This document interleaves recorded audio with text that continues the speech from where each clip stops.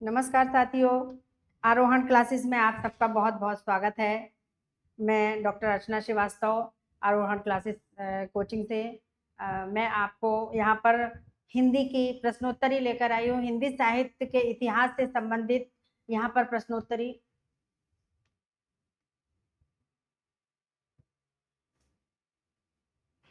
आज इस प्लेटफॉर्म से, इस चैनल से हिंदी साहित्य के इतिहास से संबंधित प्रश्न लेकर हम यहाँ पर आए हैं और ये प्रश्न आपको शिक्षक से संबंधित किसी भी परीक्षा में, चाहे वो यूपी की हो, चाहे बिहार की हो, चाहे कोई भी एलटी ग्रेड की परीक्षा या टीजीटी, पीजीटी या प्राइमरी और या फिर आपकी फर्स्ट ग्रेड, सेकंड ग्रेड, लगभग सभी परीक्षाओं में, यहाँ तक कि कॉलेज लेक्चरर और नेट सेट की परीक्षाओं में भी ये प्रश्न आपके सहयोग देंगे। आपकी परीक्षा में, आप जो भी परीक्षा की तैयारी कर रहे हैं, आप हमारे इस चैनल से जुड़ें।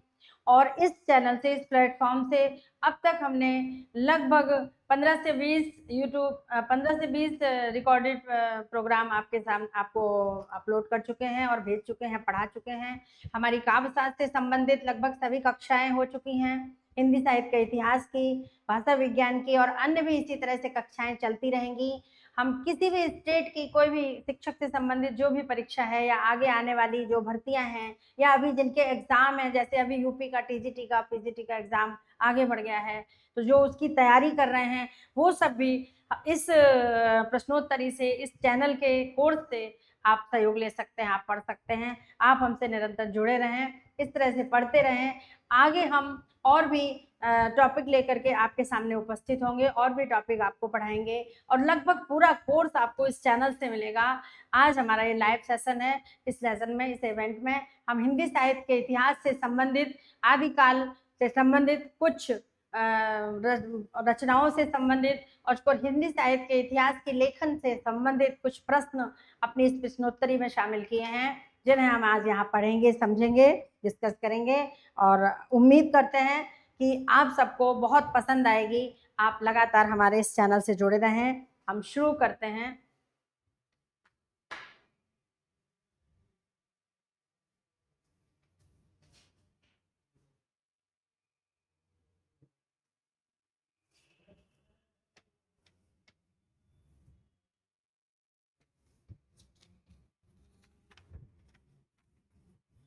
चलिए तो हम शुरू करते हैं आज की ये प्रश्नोत्तरी। हिंदी साहित्य का इतिहास, हिंदी साहित्य का इतिहास प्रश्नोत्तरी। ये ऐसा प्रकरण है, ये ऐसा टॉपिक है जो लगभग सभी परीक्षाओं में आता है। चाहे वो शिक्षक से रिलेटेड कोई भी परीक्षा हो, प्राइमरी लेवल से ऊपर टीजीटी, पीजीटी और कॉलेज लेक्चरर, नेट स्लेट, सभी परीक्षाओं में ये टॉपिक आता है।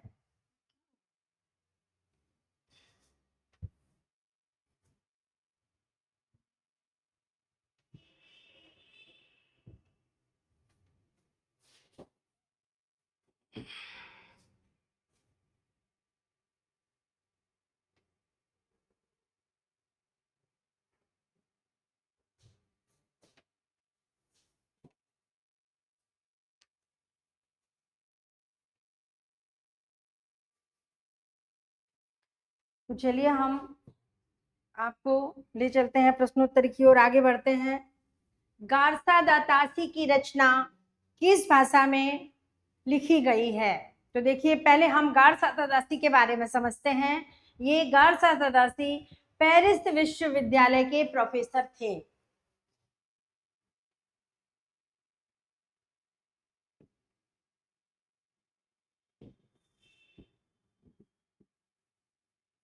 पेरिस विश्वविद्यालय के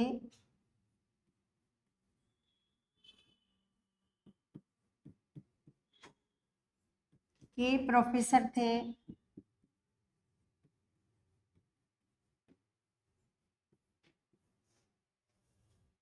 फ्रांस में रहने वाले ये विदेशी विद्वान, जिन्होंने हिंदी साहित्य से प्रभावित होकर ये विचार किया कि हिंदी साहित्य की रचनाओं से संबंधित कुछ इतिहास भी होना चाहिए, और इन्होंने हमारे देश के इतिहास को, हमारे देश के, हमारे हिंदी के साहित्य के इतिहास को लिखने का विचार बनाया और लेखन प्रारंभ किया। हालांकि इन्होंने जो रचना लिखी है वो इनकी फ्रेंच भाषा में है रचना, और फ्रेंच भाषा में लिखी। हम यहाँ पर ये आपको बता दें कि हमारे देश में एक से एक विद्वान, हिंदी से संबंधित एक से एक विद्वान, जिन्होंने विचार तक नहीं किया कि हमें अपने साहित्य का इतिहास भी लिखना चाहिए, लेकिन 7 समंदर पार बैठा फ्रांस में वो विद्वान गारसादा तासी, जिसने लिखने का प्रयास किया। हालांकि वो अपनी इस रचना में बहुत कुछ इतिहास के बारे में नहीं दे पाया है।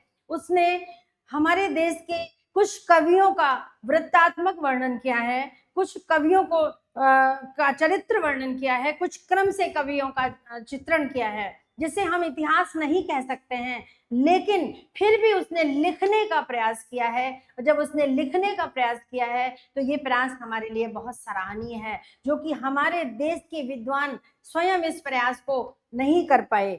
जब इसने प्रयास किया, गारसादा तासी जैसे विद्वान ने प्रयास किया, तब हमारे देश के और विद्वान आगे आए और उन्होंने भी उसमें सहयोग किया और उस परंपरा को आगे बढ़ाया। तो हम एक तरह से कह दें कि यहाँ पर हम कह सकते हैं कि इतिहास लेखन की जो परंपरा थी, इतिहास लेखन परंपरा के ये प्रथम विद्वान माने जाते हैं।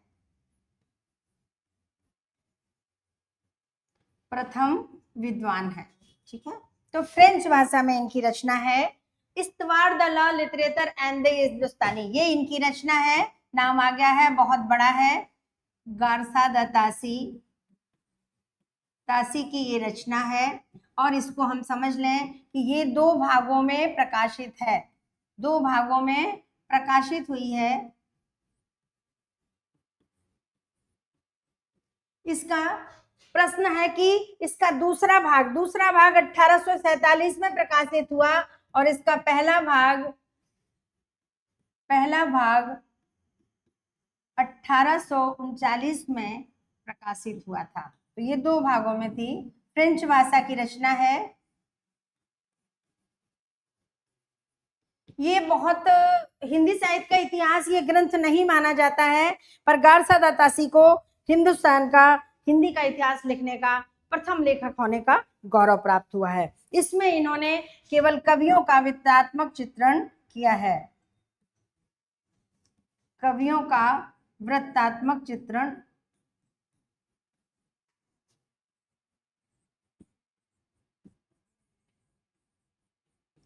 आगे चल के आचार्य रामचंद्र ने इनकी रचना को केवल कवि वृत्त ही कहा है कि ये एक कवि वृत्त है। इसमें लगभग 100 कवियों का इन्होंने वर्णन किया है। नेक्स्ट क्वेश्चन, किसकी रचना को हिंदी साहित्य का प्रथम इतिहास माना गया? जॉर्ज गियर्सन की रचना को द मॉडर्न वर्नाकुलर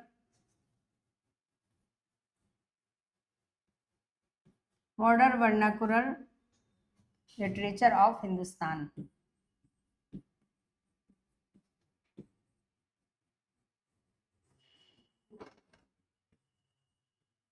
हिंदुस्तान, ठीक है, ये हिंदी का प्रथम इतिहास माना गया, प्रथम इतिहास, क्योंकि इन्होंने काल विभाजन का प्रथम प्रयास किया था। ये प्रथम इतिहास है और इसका हिंदी अनुवाद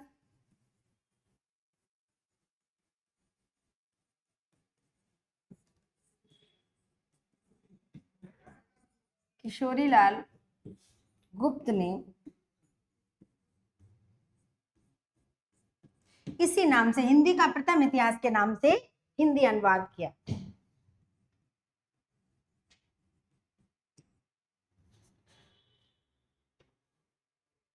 नेक्स्ट क्वेश्चन, हिंदी साहित्य का प्रथम इतिहास किस रचना है? यही है, आपको बता दिया इसके बारे में। अगला क्वेश्चन आ गया है, modern vernacular literature of Hindustan. Mishra Vinod कितने भागों में प्रकाशित है? मिश्र विनोद मिश्र बंधुओं की रचना है। मिश्र बंधुओं की रचना है, ये 4 भागों में प्रकाशित है। मिश्र बंधु, इसके 3 भाई थे, 4 भागों में प्रकाशित है।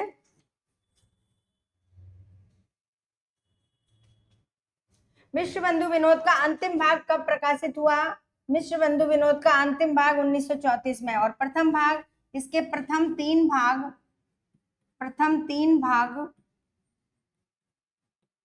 1913 में प्रकाशित हुए और अंतिम भाग 1934 में प्रकाशित हुआ। रीतिकालीन कवियों के विवरण मैंने मिश्र बंधु विनोद से ग्रहण किए हैं। ये कथन किसका है? मिश्र बंधु विनोद जो रचना है वो मिश्र बंधुओं की है, और इसे हिंदी साहित्य के इतिहास के काल विभाजन के कारण इनका सबसे सटीक काल विभाजन माना गया, और हिंदी साहित्य के इतिहास की एक व्यवस्थित और एक, जिसको कहना चाहिए कि इतिवृत्तात्मक रचना मानी गई, जो रामचंद्र शुक्ल ने माना है। और उन्होंने ही ये लिखा है कि रीतिकालीन कवियों के विवरण, यानी ये जो उनकी रचना है वो परवर्ती विद्वानों के लिए, परिवर्ती इतिहासकारों के लिए एक आधार ग्रंथ साबित हुई है। आगे आने वाले जितने भी इतिहास लिखे गए वो मिश्र बंधु विनोद से आधार ग्रहण किए गए। कवियों का विवरण, कवियों का परिचय उनसे लिया गया। यहाँ तक कि रामचंद्र शुक्ल ने, जिन्होंने एक सटीक और व्यवस्थित और व्यवहारिक इतिहास लिखा, हिंदी साहित्य का इतिहास, उन्होंने भी इस बात को अपनी उसी रचना में स्वीकार किया है।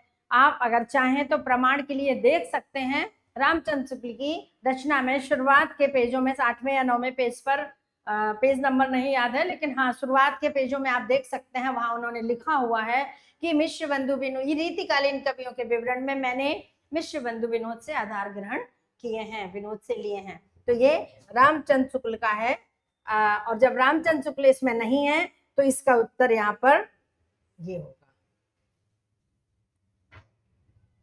कौन सी रचना हिंदी शब्द सागर की भूमिका के रूप में नागरी प्रचारणी सभा में प्रकाशित हुई? हिंदी साहित्य का इतिहास, रामचंद्र शुक्ल, आचार्य रामचंद्र शुक्ल का जो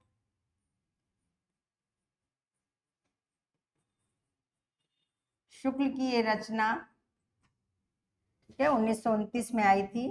उसके पहले ये नागरी प्रचारणी सभा में शब्द सागर भूमिका के रूप में पूछी गई थी। भक्तकाल किसकी रचना है? नाभा दास की रचना है। हिंदी साहित्य से संबंधित अधिकांश सामग्री कहाँ से प्राप्त हुई है? राजस्थान के संग्रहालयों से। आज भी बीकानेर में, उदयपुर, जोधपुर और जहां जहां भी आपके नाथद्वारा में, जयपुर में सर्वाधिक संग्रहालय हिंदी के हैं, जहां हिंदी की हस्तलिपियां आज भी सुरक्षित है। प्राचीन कवियों के हाथ की लिखी हुई लिपियां आपको मिल जाएंगी। आधुनिक हिंदी साहित्य किसकी रचना है? लक्ष्मी सागर वार्ष्णेय। हिंदी साहित्य का इतिहास रामचंद्र शुक्ल, डॉक्टर राम किशोर वर्मा, रमा शंकर रसाल, इन सब ने लिखी है हिंदी साहित्य के इतिहास के नाम से। क्योंकि यहाँ पर हमें ये चीजें जानकारी होनी चाहिए कि जब एक ही नाम से कई रचनाएं, कई कवि लिखते हैं, तो हमें उन सारे कवियों, सारे रचनाकारों के नाम पता होने चाहिए। कई बार जब प्रश्न आते हैं तो ऐसे प्रश्नों के उत्तर, अगर हमने सीखा है कि हिंदी साहित्य का इतिहास रामचंद्र शुक्ल का है, और अगर किसी प्रश्न में, किसी भी परीक्षा में ये प्रश्न आ गया कि हिंदी साहित्य इतिहास किसने लिखा है, वह रामचंद्र शुक्ल न हो करके राम किशोर वर्मा हो या रमा शंकर रसाल हो, और एक ऑप्शन मिले निम्नलिखित में से, इनमें से कोई नहीं, तो हमें चूंकि रामचंद्र शुक्ल ही पता है तो हम कोई नहीं वाला ऑप्शन लगा देंगे और हमारा उत्तर गलत हो जाएगा, हम माइनस मार्किंग में चले जाते हैं।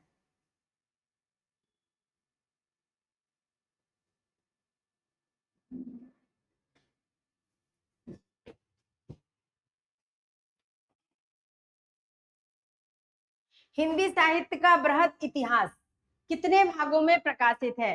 देखिए ये 18 भागों में प्रकाशित है। ये प्रश्न 2010 की फर्स्ट ग्रेड की परीक्षा में आ चुका है। उस समय इसका उत्तर 16 चेक हुआ था। क्यों? उसका रीजन था, उस समय तक ये पुस्तक प्रकाशित नहीं हुई थी और उस समय 16 भाग ही इसके लिखे गए थे और 18 भाग प्रस्तावित थे। अब ये पुस्तक प्रकाशित हो चुकी है, इसलिए इसमें अब आरपीएससी ने इसको 18 मान लिया है। आदिकाल को अपभ्रंश काल किसने कहा है? अपभ्रंश काल डॉक्टर धीरेन्द्र वर्मा ने कहा है। आदिकाल को शून्य काल गणपति चंद्र गुप्त ने कहा है। पृथ्वीराज राजू को प्रामाणिक मानने वाले विद्वान नहीं है बूलर, डॉक्टर बूलर नहीं है, क्योंकि ये मानते हैं, ये भी मानते हैं, श्याम सुंदर दास भी मानते हैं, ये सारे इनको मानते हैं। और एक राजस्थान के भी कवि हैं हीरा शंकर ओझा, वो भी प्रामाणिक मानते हैं। और जो नहीं मानते हैं, जो इसको अप्रामाणिक मानते हैं, उसमें सबसे पहला नाम तो आएगा रामचंद्र शुक्ल का, क्योंकि वो हमेशा सबसे अलग ही रहे हैं, रामचंद्र शुक्ल। दूसरा नाम है डॉक्टर बूलर।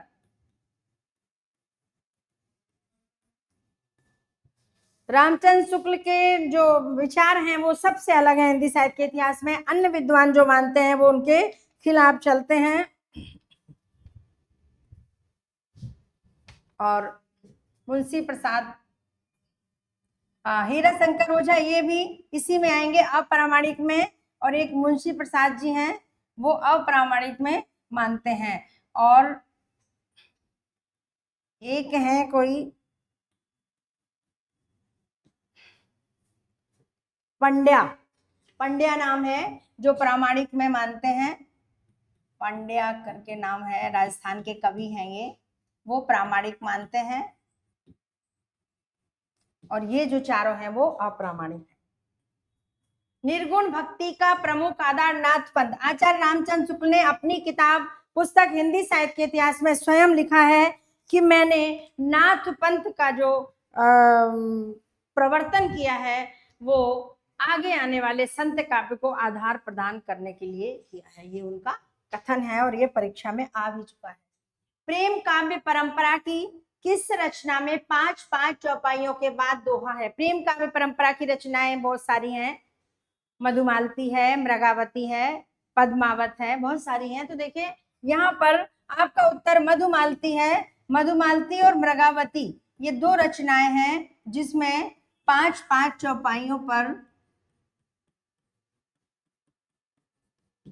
पर दोहा है, ठीक है, दोहे का विधान है। और आपकी पद्मावत और चित्रावली, इन दोनों में 7-7 चौपाइयां हैं।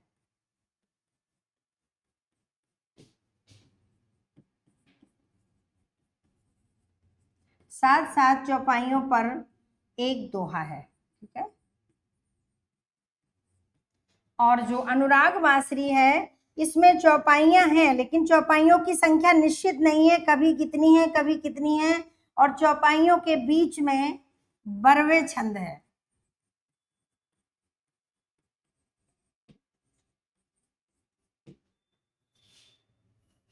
माधव काम कंदला, माधव काम कंदला एक ऐसी रचना है जो तीनों कवियों ने लिखी, असाइप ने भी लिखी है, गणपति ने भी लिखी है, आलम ने भी लिखी है, ये रीतिकाल की है, ठीक है।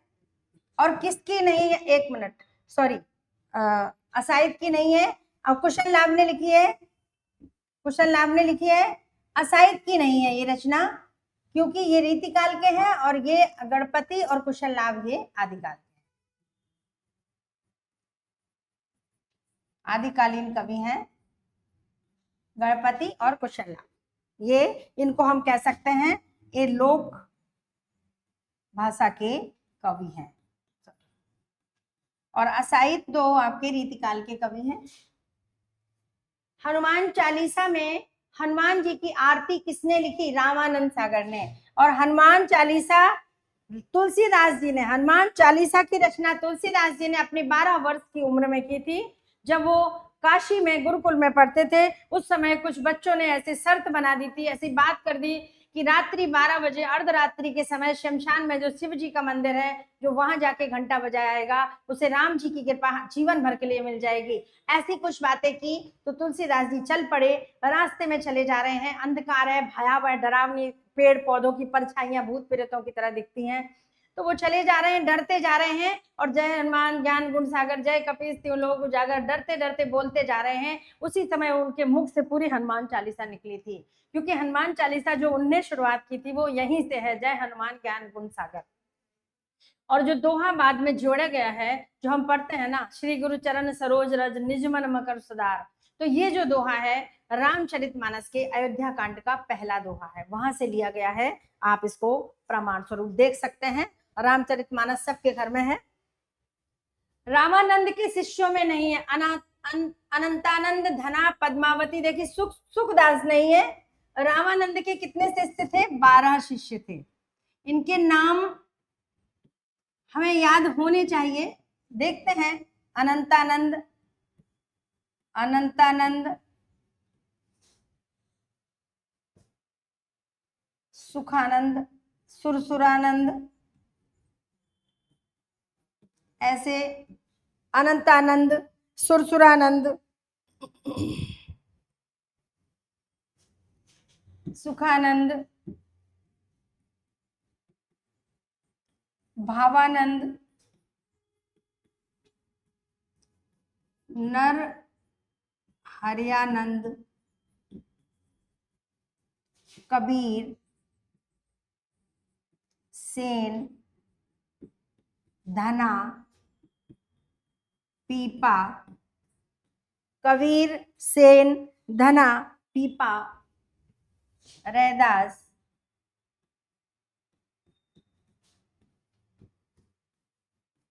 पद्मावती और सुरसुरी। ये इनके 12 शिष्य हैं। 1 2 3 4 5 6 7 8 9 10 11 12। अब इसमें से देख लीजिए, सुखानंद है, सुखदास नहीं है। तुलसीदास की कौन सी रचना अवधी भाषा की नहीं है? रामचरितमानस शुद्ध अवधी भाषा में, साहित्यिक अवधी भाषा में लिखी है। कृष्ण गीतावली भी अवधी भाषा में, ध्यान रखना, कृष्ण समझ के ब्रज मत समझ लेना, बरवे तो अवधि में है। ये विनय पत्रिका, विनय पत्रिका शुद्ध ब्रज भाषा में लिखी हुई रचना है, ब्रज भाषा की रचना है विनय पत्रिका। और कवितावली, ये दोनों इनकी ब्रज भाषा की रचना है।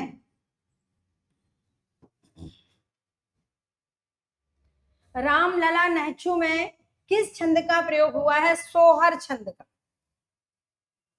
पुष्टि मार्ग की स्थापना वल्लभाचार्य ने की थी, जो सूरदास जी के गुरु थे।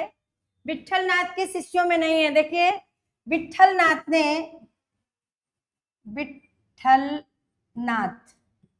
कौन थे? वल्लभाचार्य के पुत्र थे। इनके बारे में हम थोड़ी सी जानकारी यहाँ ग्रहण करते हैं।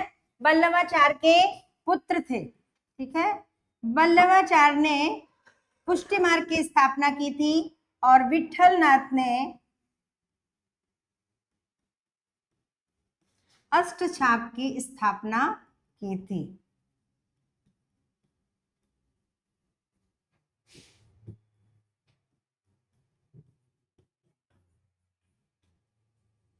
ठीक है। अष्टछाप में 8 कवियों का नाम है, 8 कवियों का विवरण है।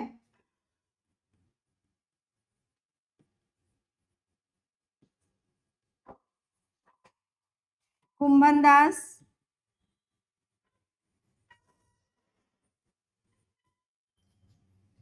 कृष्णदास,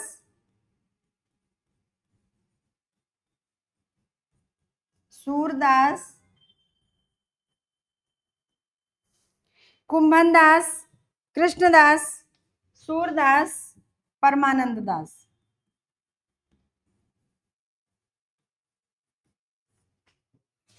फिर नंददास,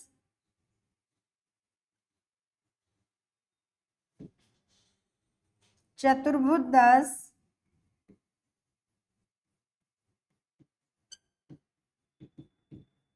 गोविंद स्वामी,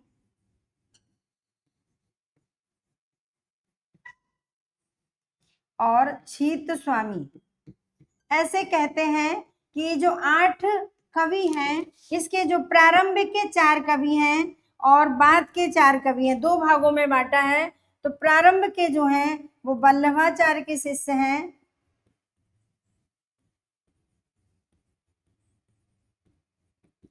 और बाद के जो कवि हैं वो विट्ठलनाथ के शिष्य हैं। ये इसकी भूमिका है। ये अष्टछाप के बारे में हमने पूरी जानकारी यहाँ पर आपको दे दी। विट्ठलनाथ बल्लभाचार्य के पुत्र हैं और बल्लभाचार्य ने पुष्टि मार्ग की स्थापना की, विट्ठलनाथ ने अष्टछाप की स्थापना की। विट्ठलनाथ ने ही सूरदास को पुष्टि मार्ग का जहाज कहा था। तो कुम्भन दास, और यहाँ पर ये कह दे कुम्भन दास उम्र में सबसे बड़े थे अष्टछाप में, और नंददास उम्र में सबसे छोटे थे। अब हम इसके आधार पर अपने प्रश्न का उत्तर ढूंढते हैं। नंददास, कुम्भनदास, चीज स्वामी। देखो कुम्भनदास बल्लभाचार्य के शिष्य हैं, विट्ठलनाथ के नहीं है। बिहारी सतसई किसकी रचना पद्धति है?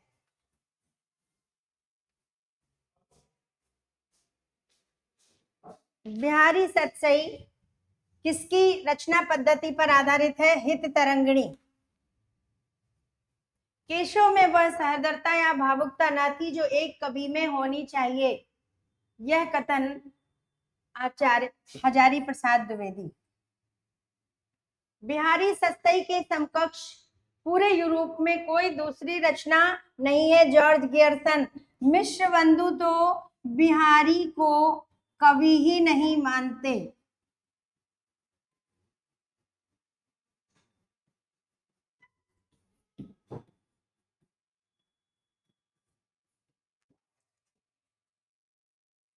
रामचंद्र शुक्ल किसे रीतिकाल का प्रथम आचार्य कवि मानते हैं? आचार्य चिंतामणि को। और सर्वसम्मति से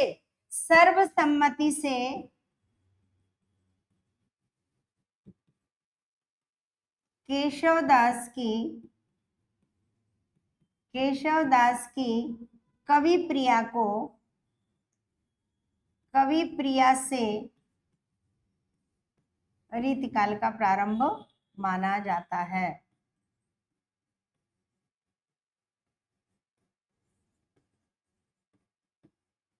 लेकिन जैसा कि आपको बता दिए हैं कि आचार्य रामचंद्र शुक्ल के विचारधारा सबसे अलग रही है। रीति मुक्त धारा का कवि नहीं है, बिहारी नहीं है। बिहारी रीति सिद्ध धारा के कवि है, रीतिबद्ध भी नहीं, रीति सिद्ध धारा के कवि है।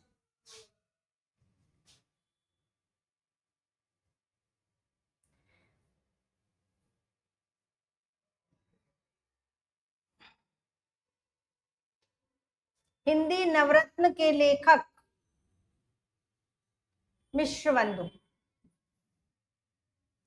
सिद्धों की भाषा थी सांध्य, सदुक्कड़ी थी किसकी भाषा? आपके संतों की। और डिंगल पिंगल ये राजस्थानी कवियों की भाषा है।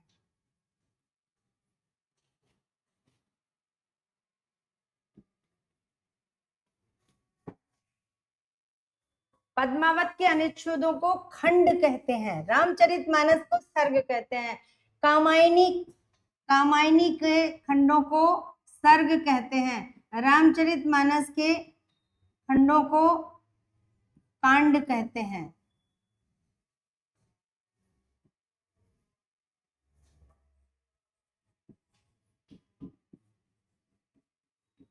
और अंक तो किसी के भी बहुत सारे हो सकते हैं, और यह है पद्मावत। हिंदी का प्रथम समाचार पत्र कहां से प्रकाशित हुआ था? कलकत्ता, उदंड मार्तंड।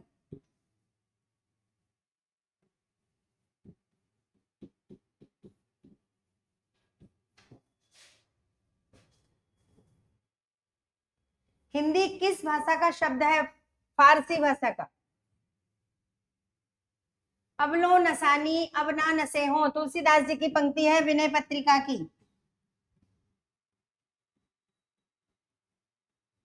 जब तुलसीदास जी को उनकी पत्नी रत्नावती ने ये कह के झटक दिया कि जितनी प्रीति तुम्हारी इस हाड़ मास में उतनी कहीं राम जी से होती तो तुम्हारा जीवन बन जाता है, ऐसा प्रेम किस काम का कि दौड़े ही देखते ही दौड़े ही चले आए। तब उनको समझ में आया कि हमने जीवन अपना कितना नष्ट कर दिया। फिर वो वहां से निकल पड़े और रास्ते में ही गाते चले जा रहे हैं कि अब लो नसानी अब ना नसे हो, अब तक मैंने अपने जीवन को बर्बाद कर दिया, अब नहीं करूंगा। राम का रूप निहारत जानकी कंगन के नग की परछाई, कंगन के नग की परछाई, ये किस प्रसंग का वर्णन है? राम सीता विवाह का वर्णन है। मंडप में बैठी हुई हैं और सीता जी आंख नीचे किए बैठी हैं और अपनी अंगूठी के नग में सामने बैठे राम की परछाई को निहार रही हैं। लोग न कवित्त की वो खेल करी जानी वो, ये पंक्ति रसलीन की।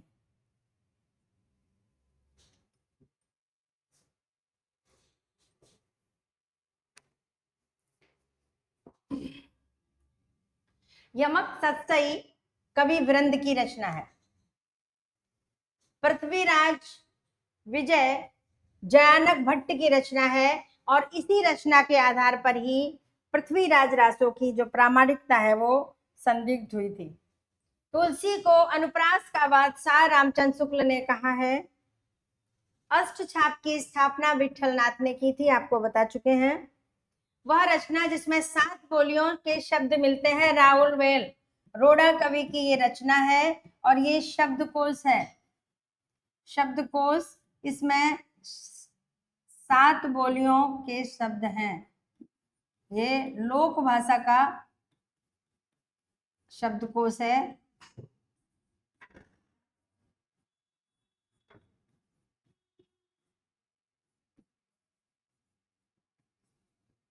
लोक भाषा का।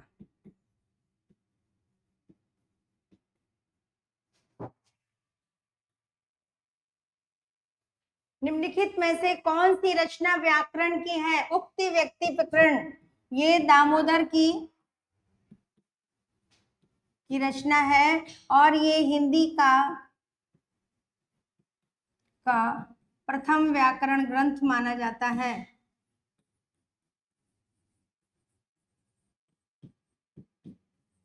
हिंदी का प्रथम व्याकरण ग्रंथ है।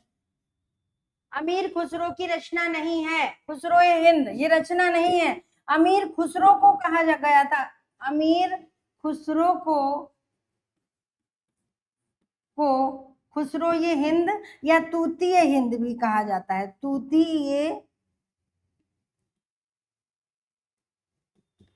हिंद ये कोई रचना नहीं है, ये इनकी उपाधि है। और चूंकि ये बहुत बड़े केवल कवि ही नहीं थे, अमीर खुसरो बहुत बड़े संगीतज्ञ भी थे। इतना संगीत का इनको ज्ञान था कि तानसेन के बाद अगर हम संगीत के बारे में किसी का नाम लें तो अमीर खुसरो का ले सकते हैं। ये अकबर के रत्नों में, नवरत्नों में भी थे। तो ये इनकी रचनाएं हैं। खालिद बारी, नूर सिपहकार, नूर सिपहकार है ये, नूर सिपहकार। विद्यापति के वहां संसार में भगवत भजन कहाँ, यह कथन डॉक्टर नगेंद्र, ये शैली रामचंद्र शुक्ल की हो ही नहीं सकती। अमीर खुसरो ने किस रचना में हिंदी की प्रशंसा की? आशिक। आशिक, कहीं कहीं इस रचना का नाम आशिका भी मिलता है। ये प्रेम से संबंधित रचना है और इसमें देश प्रेम के बारे में भी बताया गया है। किसने हिंदी साहित्य का काल विभाजन शासल काल को आधार बनाकर करने का विचार दिया था? डॉक्टर नगेंद्र। हिंदी साहित्य इतिहास लेखन की सर्वस्वीकृत पद्धति नहीं है। सर्वस्वीकृत पद्धति आलोचनात्मक पद्धति नहीं है। देखिए यहाँ पर हम हिंदी साहित्य इतिहास की जो पद्धतियां हैं, ये वर्णानुक्रम पद्धति जो है गारसादा तासी की है, गारसादा तासी की, और इसमें शामिल हुए थे शिव सिंह सेंगर ने शिव सिंह सरोज लिखकर केवल कविव्रत 1000 कवियों के रचना वर्णन किया था। उन्होंने गारसादा तासी की परंपरा को केवल बढ़ाया था। कालानुक्रम जो पद्धति है गियर्सन की है। गियर्सन ने सबसे पहले काल के अनुसार विभाजन किया। वैज्ञानिक पद्धति गणपति चंद्र गुप्त ने दी, और आलोचनात्मक पद्धति है राम कुमार वर्मा।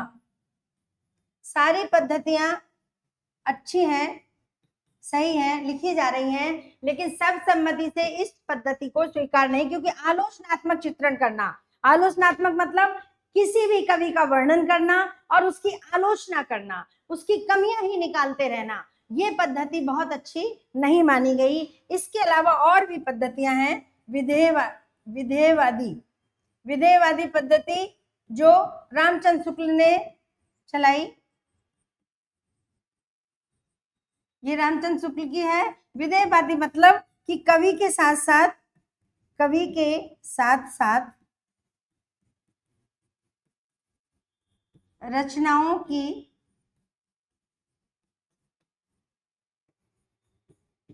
सभी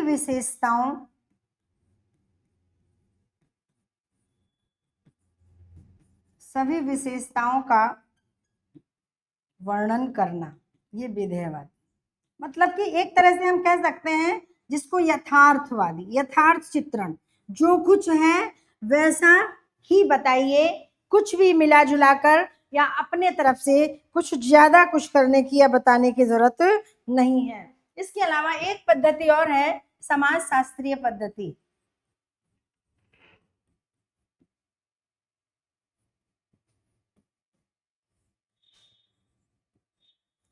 ये इस पद्धति को हजारी प्रसाद द्विवेदी ने चलाया। ये हजारी प्रसाद द्विवेदी इसके प्रवर्तक हैं। और ये भी पद्धति बहुत है। समाजशास्त्री मतलब समाज पर जो प्रभाव पड़ता है, समाज के अनुभव, समाज की रीतियां, सामाजिक, क्योंकि मनुष्य एक सामाजिक प्राणी है और सामाजिक जो पद्धति होती है, सामाजिक जो प्रकृति होती है, वो सबसे श्रेष्ठ मानी जाती है। तो इस तरह से इन पूरी 6 पद्धतियों में केवल आलोचनात्मक पद्धति ऐसी है जिसको सर्वसम्मति से, जिसमें कि वो नहीं मिला है प्रामाणिक।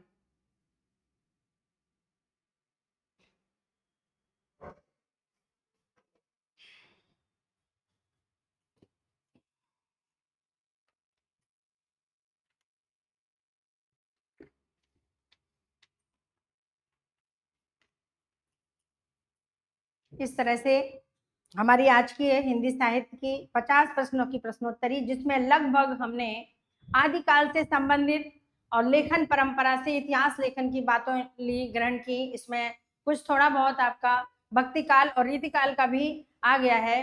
अब हम भक्ति काल की कुछ जो रह गई हैं रचनाएं या कुछ भी विचार और आधुनिक काल पूरा गद्य पद, ये आपका किसी अगली इसी तरह की दूसरे किसी क्लास में, दूसरे किसी इवेंट में लेकर के हम आपके सामने प्रस्तुत होंगे और उनको हम पढ़ेंगे, समझेंगे। आप लगातार जुड़े रहिए।